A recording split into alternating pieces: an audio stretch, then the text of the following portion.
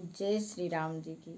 आप सभी के अंतस्थल में बसने वाले प्रभु श्री राम जी से मेरा शत शत नमन।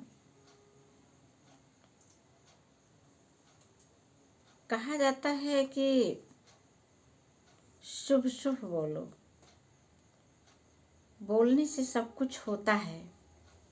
यही सोच करके तो मेरा मन बार बार बोलने को होता है कि आप सभी के अंतस्थल में भगवान श्री राम ही तो विराजित हैं।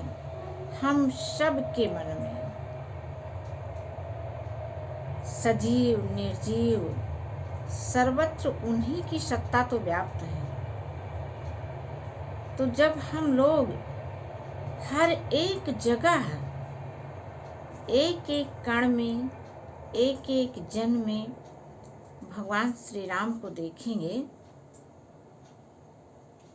तो जब हम एक राम ढूंढ रहे हैं इस तरह से, तो हमारे चारों तरफ बस राम ही राम होंगे। हम राम की शक्तियों से घिरे हैं चारों तरफ से। हमारे आसपास राम ही की शक्ति है अप्रत्यक्ष रूप से। वो प्रत्यक्ष नहीं दिख रहे हैं भले, लेकिन अप्रत्यक्ष रूप में हमारे चारों तरफ उन्हीं का घेरा है। इसलिए भगवान जी पर विश्वास करके वे जो जो कराएं वही हमको करना है। बस ही नहीं है कि हम अपने आप कुछ करें, वही तो हमसे सब कुछ कराते हैं। हर प्रकार की चिंता छोड़ करके आगे आने वाले समय में क्या होगा इससे नहीं मतलब है। ईमानदारी पूर्वक अपने कर्तव्यों का हम सब पालन करते रहें। बस उसके बाद तो सब कुछ भगवान श्री राम को ही कराना है ना। वे अपने हिसाब से हमारा संचालन कर रहे हैं, लेकिन यदि हम ईमानदारी पूर्वक अपना कार्य करते हैं तो निश्चित रूप से हमको सफलता मिलती ही मिलती है। देखिए, रामचरितमानस पाठ करते हुए आज हम उस जगह पर पहुंच चुके हैं जहां सारे देवता भगवान मिल करके भगवान शिव जी से प्रार्थना कर रहे हैं। क्या कह रहे हैं? सकल सुरन के हृदय से शंकर परम उछाह, निज नयनन देखन चाहि नाथ तुम्हार ब्याह।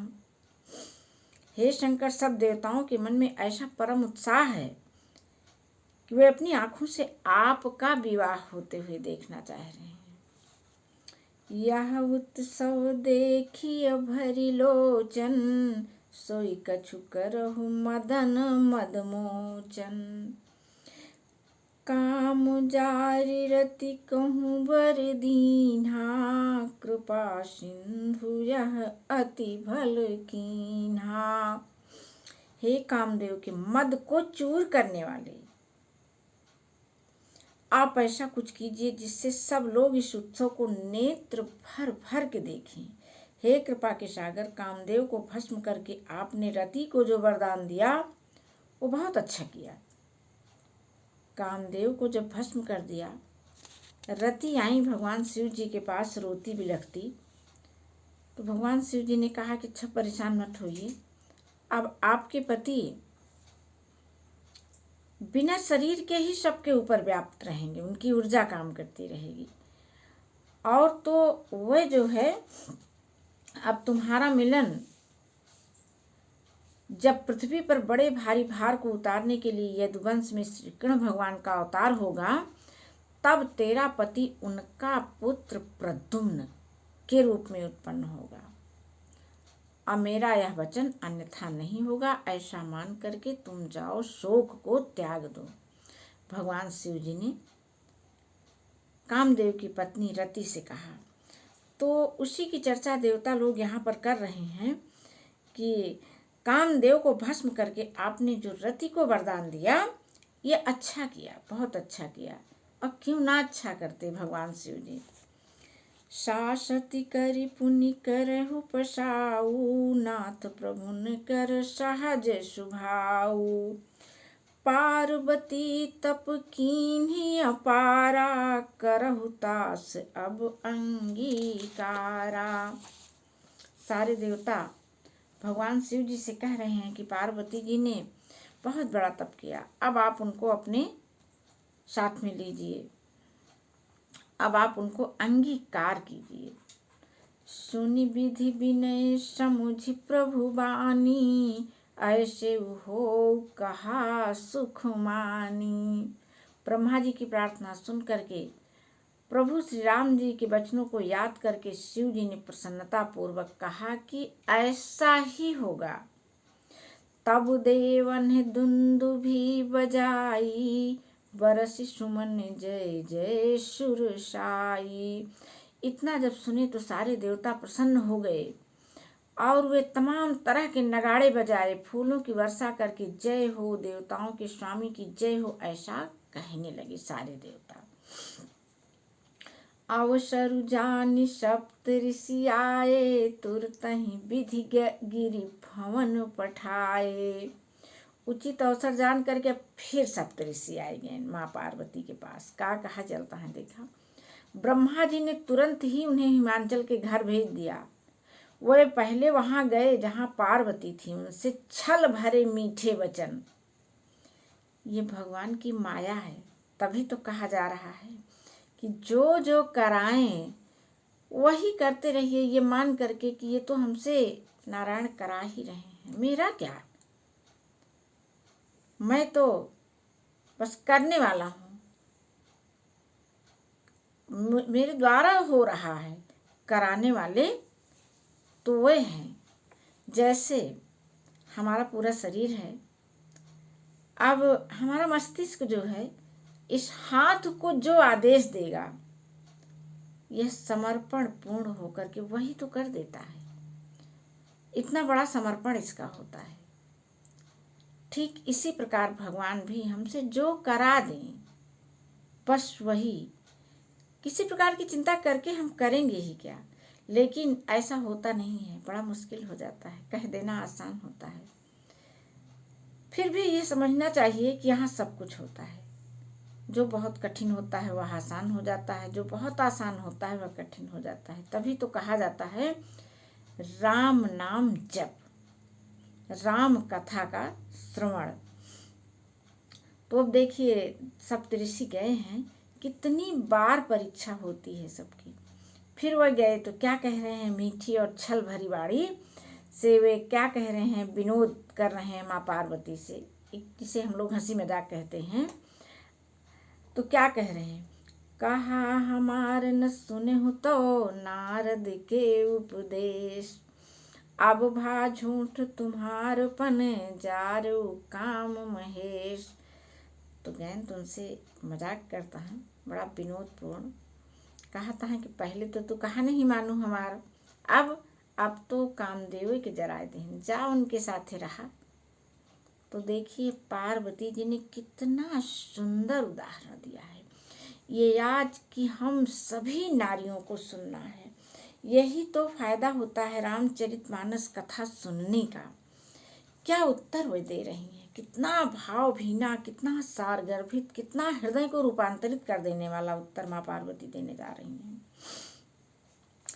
सुनि बोली मुस्काई भवानी, उचित कहेहु मुनिवर विज्ञानी। माता मुस्करा के बोली। उनका यह मुस्कराता हुआ स्वरूप हम लोग तब धारण कर पाएंगे जब लगातार उनकी चर्चा करेंगे। इसलिए कहा जाता है जैसे पर्यावरण में रहते हैं वैसे ही हम ढलते चले जाते हैं। कहा क्या जाता है, हम और आप अपने जीवन में ऐसा महसूस करें कि जब जब जिस चीज़ पर हमने ध्यान दिया है वही होता चला जाता है।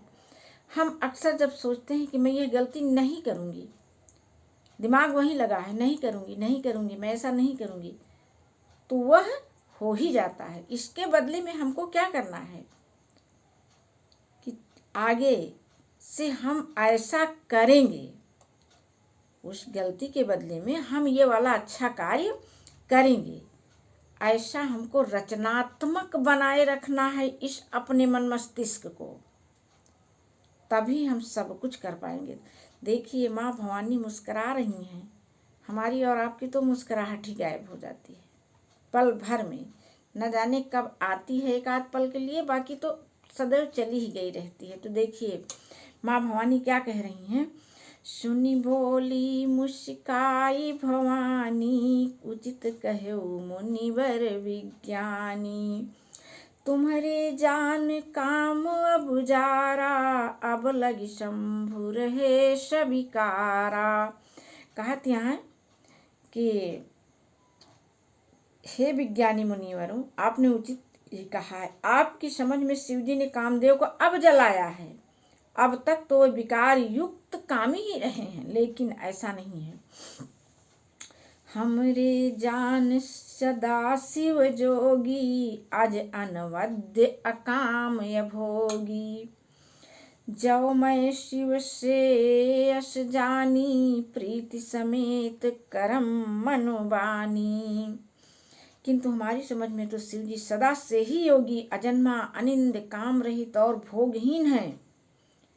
और यदि मैंने शिव जी को ऐसा समझकर मन ही वचन और कर्म से प्रेम सहित उनकी सेवा की है, तो हमारपन सुनहु मुनीषा, करी है सत्य कृपा निधि ईशा। तभी तो कहा जा रहा है कि भगवान पर विश्वास करिए, वे जो करा रहे हैं वही करते चलिए, छोड़ दीजिए अपनी सारी चिंताएं भगवान के ऊपर। तव हमारपन सुनहु मुनीषा, करी हैं सत्य कृपा निधि ईशा। तुम जो कहा हर जार उमारा, सोयति बड़े विवेक तुम्हारा।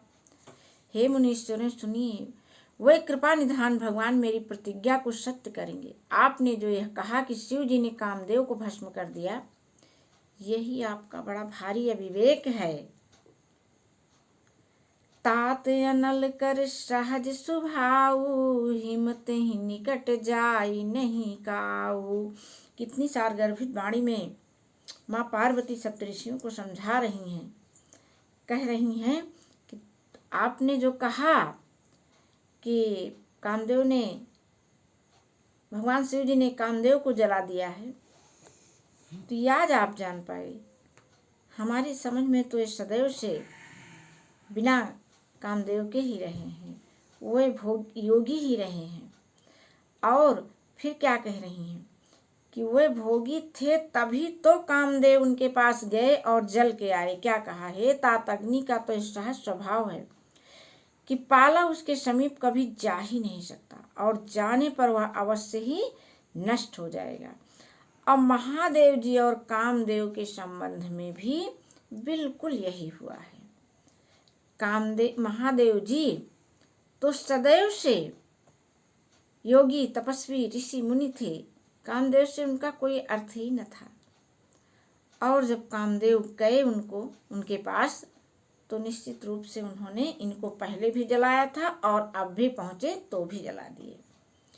हियहर से मुनि बचन सुनी, देखी प्रतीति विश्वास। चले भवानी नाई सिर, गए हिमांचल पास। पार्वती के वचन सुनकर और उनका प्रेम तथा विश्वास देखकर मुनि हृदय में बड़े प्रसन्न हुए। वे भवानी को सिर नवाकर चल दिए और हिमांचल के पास पहुंचे। अब इसके आगे की कथा हम लोग कल सुनेंगे। और एक चीज है कि यह पाठ जो है, नवरात्र में मैं नवान्न पारायण का लाइव पाठ करूंगी। आप लोग सपोर्ट करिए, सुनिए। अवश्य ही आप नहीं कर पा रहे हैं, आप चला दीजिए अपना मोबाइल और सुनते रहिए, पाठ आपका होता रहेगा। और हम सभी भी जब अब पाठ करना शुरू करें तो ऐसी ही जगत कल्याण की भावना से शुरू करें। जय श्री राम जी की।